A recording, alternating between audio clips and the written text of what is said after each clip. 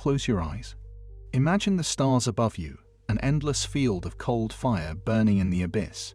You stand beneath the night sky, staring upward, and you know instinctively what humanity has always known, that this cannot be all there is. The air trembles with possibility. Every flickering star could be the sun of another world. Every shadow of thought could belong to another self. Every unchosen path you've ever wondered about could be unfolding somewhere else at this very moment. This is the strange and haunting possibility of parallel universes. Realities stacked upon realities, infinite layers of existence stretching beyond comprehension, each one as real as the breath in your lungs, yet forever separated from you by the thinnest veil.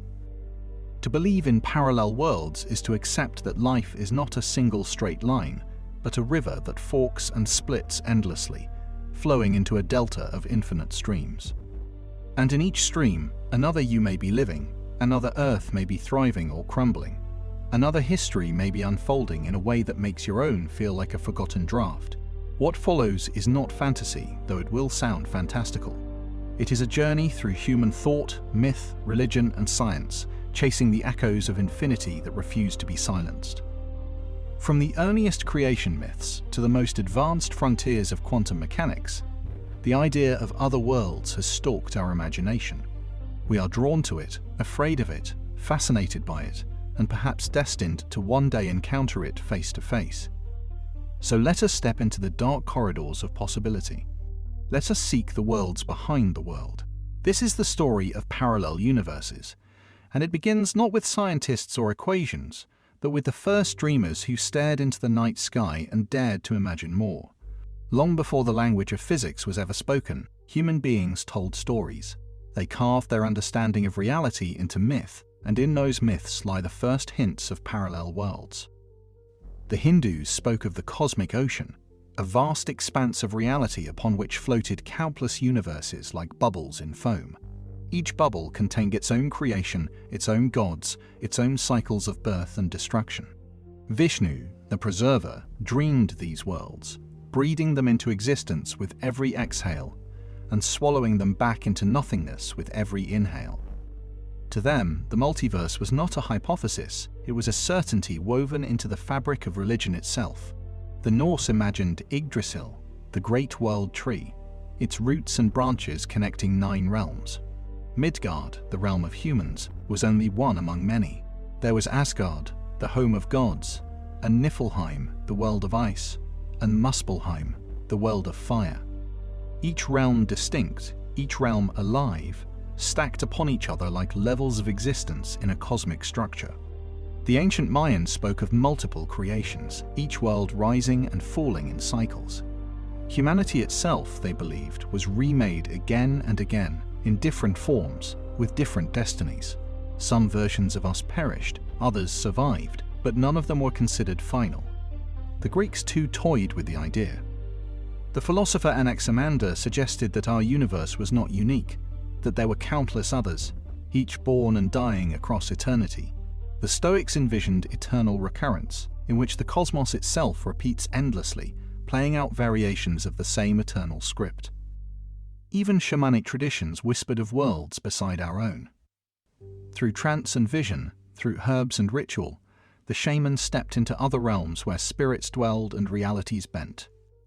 They did not think in terms of physics, but their experiences were no less real to them.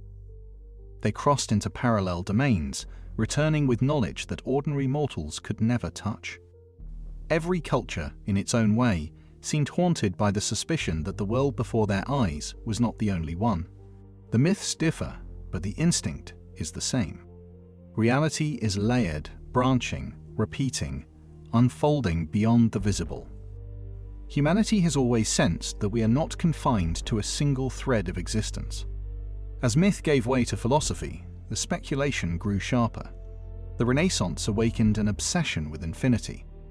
Suddenly, the heavens were no longer closed. The invention of the telescope shattered the illusion of a tidy cosmos revolving neatly around Earth. The universe expanded in the human mind, and with it, the possibility of other universes multiplied. Giordano Bruno, a heretic burned at the stake in 1600, declared that the stars were suns, each surrounded by their own planets, each potentially teeming with life. To him, it was blasphemy to think God had limited creation to one small world. The divine, he said, was infinite, and so too must be the worlds. His execution silenced his voice but could not silence his idea. Leibniz, centuries later, imagined that ours was but one possible universe among an infinite set of possibilities. He famously argued that we lived in the best of all possible worlds, but the implication was clear. If there was a best, there must also be lesser ones, shadow worlds, unrealized or unfolding elsewhere. Kant, the philosopher of pure reason, speculated on worlds beyond our own, universes perhaps forever unknowable to us, but nonetheless real. For him, human perception was too limited to grasp the totality of creation, and what we see as reality may only be a slice of a greater whole. And then, as science advanced, the speculation took on a new form. Mathematics became the language of infinity, and what had once been the playground of myth and philosophy began to harden into hypotheses. By the dawn of the 20th century, the stage was set. Physics itself would take up the ancient torch, and the whispers of parallel universes would soon roar into equations that shook the foundations of reality itself. The 20th century was the moment when myth and philosophy gave way to a strange new language.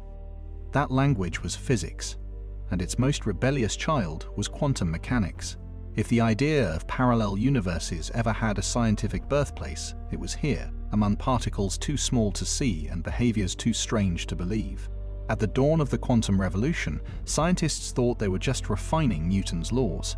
But when they looked deeper, the universe stopped behaving like a tidy machine and started to resemble something far more mysterious. Electrons refused to stay in place. Photons seemed to travel as waves and particles at the same time. The very act of observation changed the outcome of experiments.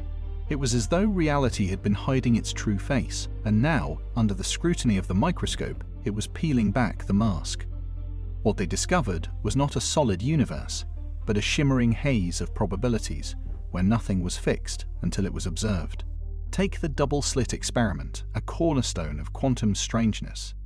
A beam of light is aimed at a wall with two narrow slits. You expect the light to pass through and form two neat lines on the other side.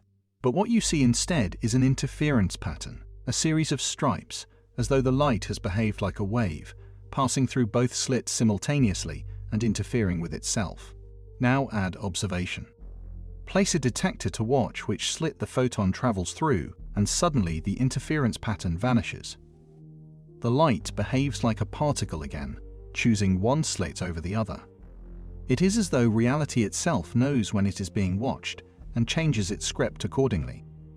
This bizarre dance left physicists baffled. How could something be both a wave and a particle? How could a particle be in many places at once, then collapse into one outcome the moment a measurement was made? To explain this paradox, quantum mechanics introduced the concept of the wave function, a mathematical ghost that describes all possible states a particle can exist in. When we observe, the wave function collapses, and one possibility is chosen. But that raised a deeper, darker question. What happens to the other possibilities? Do they vanish like smoke, or do they continue to exist, unfolding unseen in some shadowy theater beyond our reach? This question became the doorway into the modern multiverse. For if reality is built on probabilities, then perhaps every probability is realized. Perhaps every outcome is not erased, but simply moved sideways into another universe.